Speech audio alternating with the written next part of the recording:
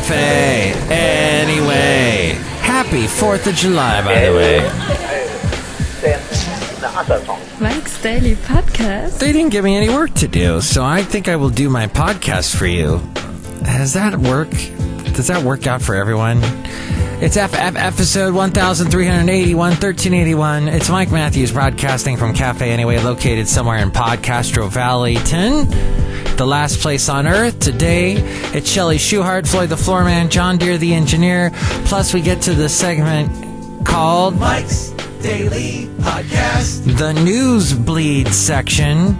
And I'm watching a fascinating thing on C-SPAN. It's Mike's Daily Podcast. A state park ranger guy talking, and he's also doing some walking and showing you the Statue of Liberty, and C-SPAN has that posted on their website too for you to see, because I find the history of the Statue of Liberty Mike's Daily Podcast fascinating. And one thing he said was that she's got shackles on her feet. I didn't even realize that. Mike's She's breaking free Daily of the shackles and walking Podcast. forward. So Yeah!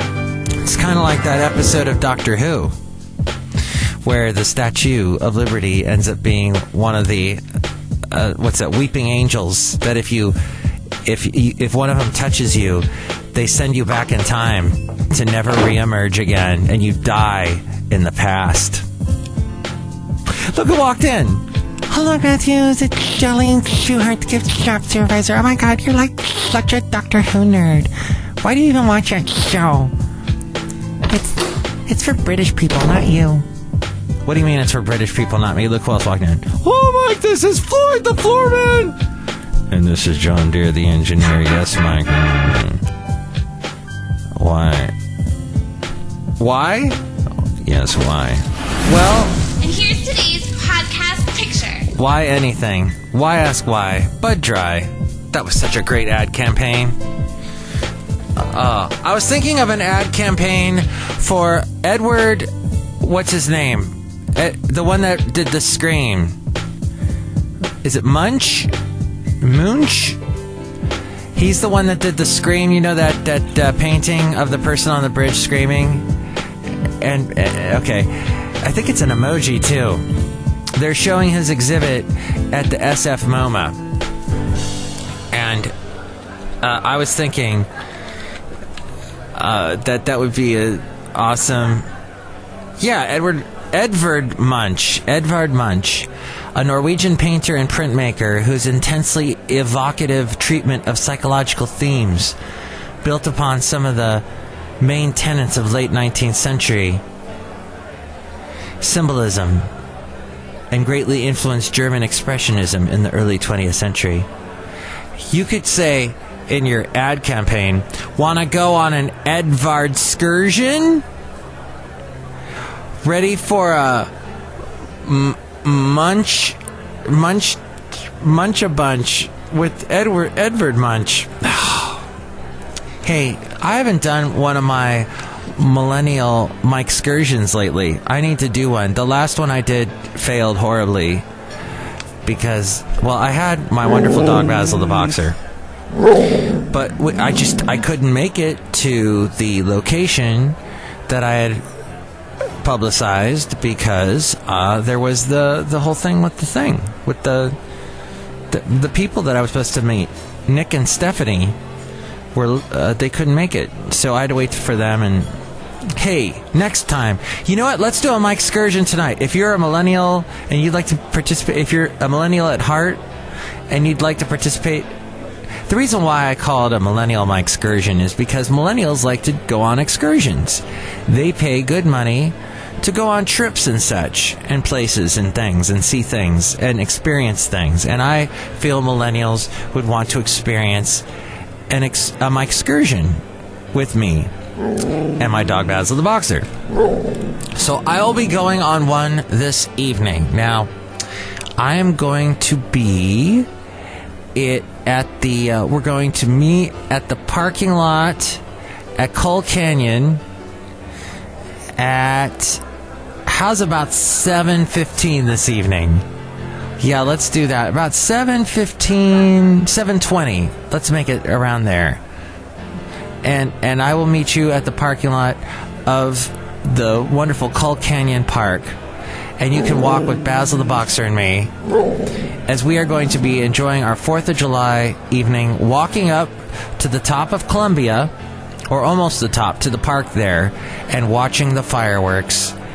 Because you can see a pretty good, from that vantage point, you can see San Leandro and Hayward and Union City off in the distance in Fremont, and we'll be able to see some of the fireworks going off.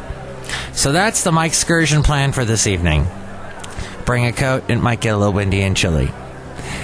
And if you get injured during this Mike excursion, Mike Matthews is completely unresponsible. Wait, he's not responsible for you. That's what he's saying. That damn Mike. Anyway, what else were you going to say, John Deere, the engineer? Yes, I was going to say the Statue of Liberty is an incredible feat of engineering. Mm-hmm. That's right. You know, that statue is so firmly built into that island that, like, one time there was the waters raised up, and it was fine. I mean, we could have total global warming. Didn't it survive The Day After, or whatever that... What was that movie? The Day After Tomorrow. That was that one with Dennis Quaid, and it was entirely too much for me. I watched it. I remember watching it on my birthday about 9 years ago and going, why? Why am I watching this? Oh, because of my ex-wife's father watched all that stupid high-adventure disaster movie, explosions. He loved all that crap. Just total action movies.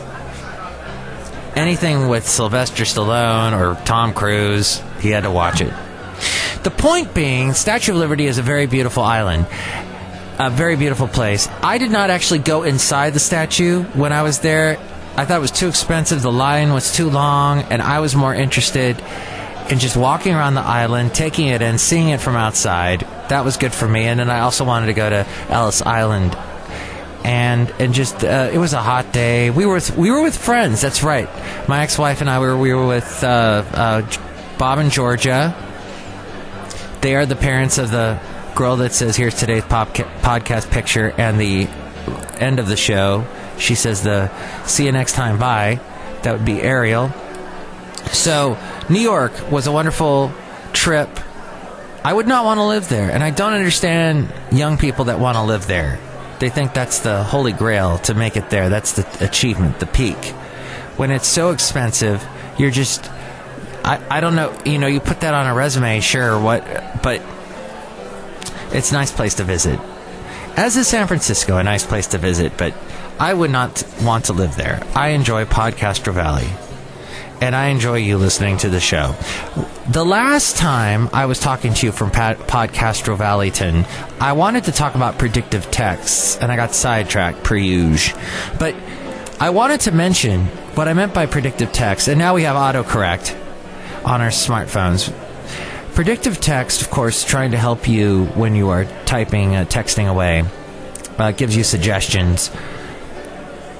I was thinking that more along the lines of this about texting, and that is when you are trying to... Well, when you're talking to someone in text, and they haven't texted you back. You've sent them a message... They sent you a message, you sent them one back, and then they haven't sent you anything back. And I almost, in my head, I go, I know what this person's going to say. They're going to say, sounds good, or okay, or LOL, or you just know exactly what they're going to write back. That kind of predicting text, that premonition text, I find fascinating. Do you have that too? Can you predict what people are going to... And then ding... You get the text and you look, oh, you were completely right. That's what that person was going to write. I'm also then pleasantly surprised when I'm wrong, but predictive text. And then today when I was walking Basil the Boxer, we were walking past this guy's house. He lives down the street from me. He's probably in his 80s. And he was saying hi to me, and he's seen Basil many times. And he was complaining about the weeds on his front lawn. And may I say to you, dearest brother or sister, or whatever you are, that there were no weeds on his... I don't know what he was complaining about. They were the tiniest things. But it made me think about, as we get older and we retire, and he's got everything, he's got everything he ever needs, his family's close by. But these weeds on his front lawn, which are basically non-existent, was his big task. And he had a big shovel in his hand, and he goes, I have to take care of these weeds. And they were the kind of weeds you could just basically step on and move with your foot, and they were gone. But I thought to myself, what worries we have. Well, I did have a small worry yesterday with Basil the Boxer as I was walking him at the Hayward Regional Shoreline. And I'll have to post a picture from that maybe this week, because there were...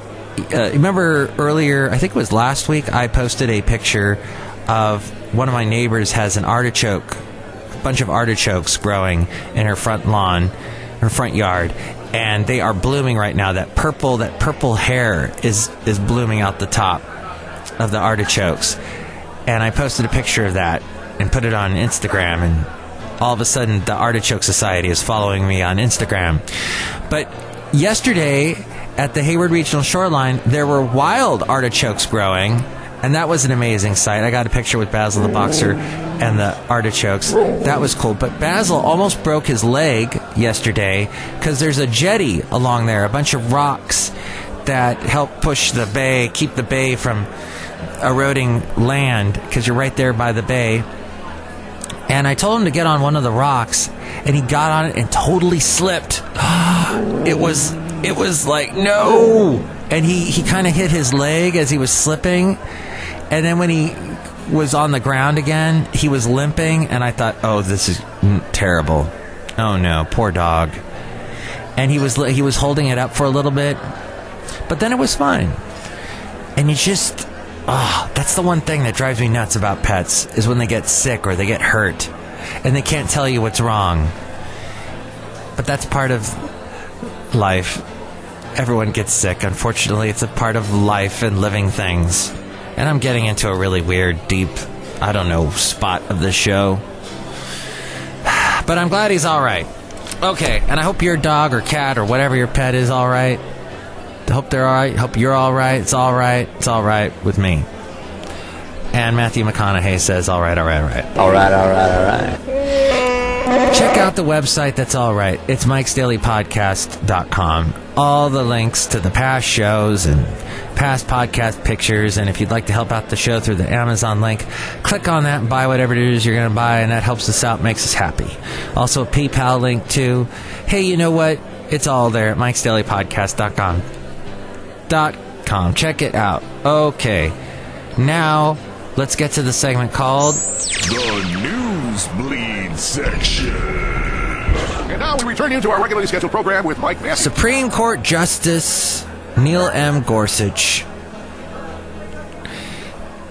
NPR legal affair reporter Nina Totenberg,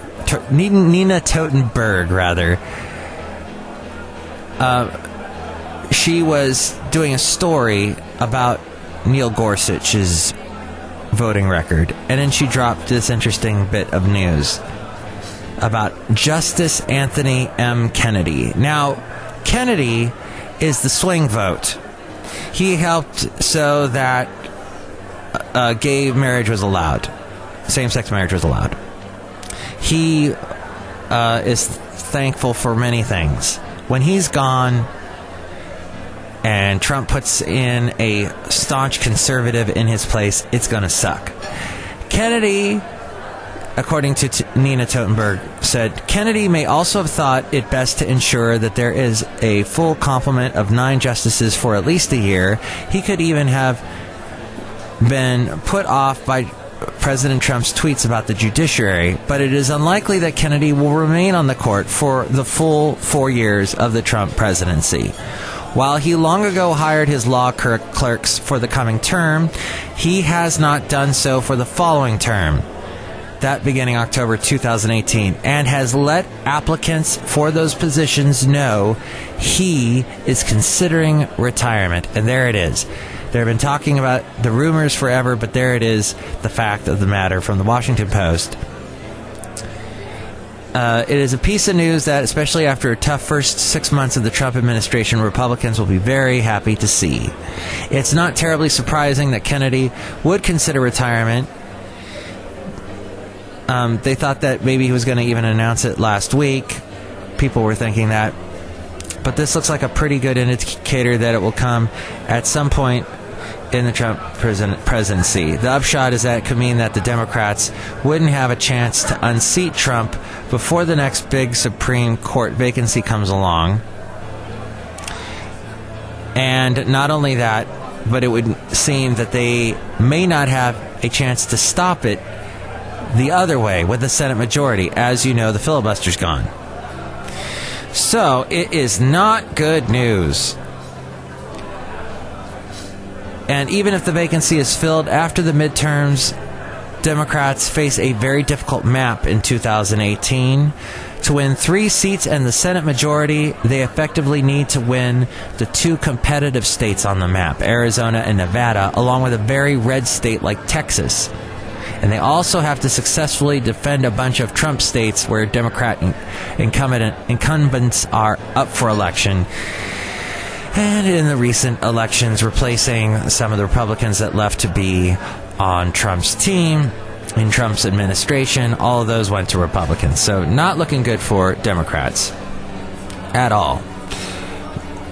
We need to rebuild the party. But let's say this first. This is probably way more pressing news, and that is North Korea said today it has successfully test-launched a first intercontinental ballistic missile, or an ICBM, with some analysts saying that it could put all the U.S. state of Alaska in range for the first time. U.S. television networks Fox News and NBC said U.S. officials had told them they believed Tuesday's test was of an ICBM. The launch on the eve of Independence Day took place days before leaders from the group of 20 nations were due to discuss steps to rein in North Korea's weapons program, which it has pursued in defiance of UN Security Council sanctions. North Korea's state media said the launch was ordered and supervised by Kim Jong-un. North Korea has said it is working to develop a nuclear-tipped missile capable of striking the U.S. mainland. Something that Donald Trump vowed in January would never happen. Speaking of Trump, whether by whim or design, Donald Trump keeps adding fuel to his Twitter battle against the media. The press is an easy target for the Republican president and one his supporters love to hate, but the escalating conflict has diverted attention not just from his failures, but his claimed successes as well. Yesterday he tweeted that at some point the fake news will be forced to discuss our great job numbers, strong economy, success with ISIS, the border, and so much else. In this article from Associated Press, it's his own campaign against the press that keeps changing the subject. That more substantial substantive policy debate Trump claims to crave, and it has hindered Trump's ability to push his agenda through Congress, where Republicans complain about the president's lack of focus as his health care plan is struggling, work on next year's budget is stuck, and talk of big infrastructure deal is fading. Then there's Florida. City commissioners in Florida have agreed to begin the process of changing the names of streets named after Confederate generals in the heart of an African-American neighborhood. During a contentious 3-hour meeting Monday night, the Hollywood City Commission voted 5-2 to begin renaming Lee Street, named after Confederate General Robert E. Lee, Hood Street, named after General John Bell Hood, and Forest Street, named after the Confederate General and Ku Klux Klan member Nathan Bedford Forrest. Yes, and that is also a part of the movie Forrest Gump, if you recall. And there's a statue of him just before you get into Nashville, there's a big statue of him with a big pole stuck up his butt because he's riding a horse. And I guess the only way to hold up the statue is to put this big pole through the statue, and it looks like it's going up through his derriere. The current plan calls for Forest Street to become Savannah Street, Hood Street to become Macon, and Lee would be named Louisville. Meanwhile, other rumors, the Richmond County town of Hamlet, 80 miles east of Charlotte, abruptly canceled its July 4th celebration due to threats of violence. Town officials posted the news on Facebook about 2:20 Monday, asking that the post be shared so news would spread quickly. They said the city of Hamlet regrets to announce that the 4th of July festivities planned for tomorrow have been canceled due to heightened safety concerns and recent security developments that have been brought to the city's attention. The city believes that this decision is in the best interest of the safety of our citizens and community. Social media rumors tied the decision to a gang retaliation that some believed was going to coincide with the event. How sad. Meanwhile, Oregon began issuing its new gender-neutral driver's licenses and state ID cards to enthusiastic applicants this week. Washington, D.C. started to issue a similar driver's license featuring the letter X in the sex field where M and F usually go. Oregon is officially the first U.S. state to roll out the program. The Pacific Northwest state started preparing for the change to its state ID cards back last year, after Portland resident Jamie Shoup became the nation's first person granted a gender change to non-binary by court order. And in other futuristic news, as we look to the future, a SpaceX Dragon cargo ship loaded with more than 4,100 pounds of experimental samples, no longer needed equipment, and other gear departed the International Space Station and returned to Earth Monday, splashing down in the Pacific Ocean southwest of Long Beach, California, to close out a month-long flight. The Dragon capsule made its first flight to the space station in September of 2014. It became the first to fly a second time with a launch June 3rd atop a SpaceX Falcon 9 rocket to deliver some 3 tons of supplies and equipment to the lab complex. It was the company's 11th mission to deliver supplies and equipment to the outpost, the company that Elon Musk owns, of course, and involves Tesla. And Tesla has a part of their company is not too far. I could throw a rock at their building from where I am here in Podcaster Valleyton. Finally, in the futuristic world of which we are stepping into, you and I, at this very moment, a robot wheels across a robot wheels, rather, with robotic wheels across a rocky, windswept landscape that looks like the surface of some distant planet from a science fiction film. But it's not outer space. It's on the slopes of Europe's most active volcano. Mount Etna in Sicily is a test bed for the approximately 3-foot-high, 4-wheeled machine ahead of a future mission to the moon. It is being conducted by the German Aerospace Center, the agency which runs Germany's space program. The program has enlisted experts from Germany, Britain, and the U.S., and Italy to research ROBEX, which stands for Robotic Exploration of Extreme Environments, with the aim of improving robotic equipment that will be used in space. As we go outside a Café Anyway, we're bringing you Mike's Daily Podcast somewhere in Podcaster Valley, and I was talking a little bit about robots when I was talking about Brooks and Mecha Music on the Sunday show. And Brooks, who I used to know in Huntsville, Alabama, worked on robots back in about 10 years ago. He was working on that as robots become more prevalent, flying into space, gender neutral. Oh, it's all going down. But how about the Democratic Party? Is that going down? What the hell is going on with that? Well, you can drop me a line. Let me know what you think. You can call me at 336-MM-DAILY. That's 336-MM-DAILY. Or email me, mikesdailypodcast@gmail.com, or comment anywhere you see the show on social media. And we'll get to your questions and your comments and thoughts. Thoughts! That's what this show is thoughts. Well, thank you. It's been a wonderful time. Next show, we're going to hear from Benita, the disgruntled fiddle player, and the brewmaster. Be safe tonight amongst all the explosions May they only be colorful, beautiful explosions that think back to the birth of our nation, and no, not the horrible show that has to do with that General Forrest guy that Griffin made years ago. No, I'm talking about the birth of our country that is all about freedom, and freedom to be who you are. And thank you for freedom. Thank you to those who help provide our freedom, and thank you for being free to listen to this show and freeing up some of your time to listen to this show. Okay, I think we're done. Happy 4th! Mike's Daily Podcast is written and produced and performed by Mike Matthews. His podcast is super easy to find. Download or listen to his show and read his blog at mikesdailypodcast.com. Email Mike now at mikesdailypodcast@gmail.com. See you tomorrow. Bye! I just realized I entitled the show something that George Michael had a close affiliation to, who we lost on Christmas last year. Here we are, another holiday, July 4th, Freedom. He did 2 songs that had the word freedom in the title. One of them was with Wham. I don't need your freedom, I just want to play around. And also that one, I won't let you down, I will not get you down. Freedom, hold on to my freedom. You gotta give yourself away. Just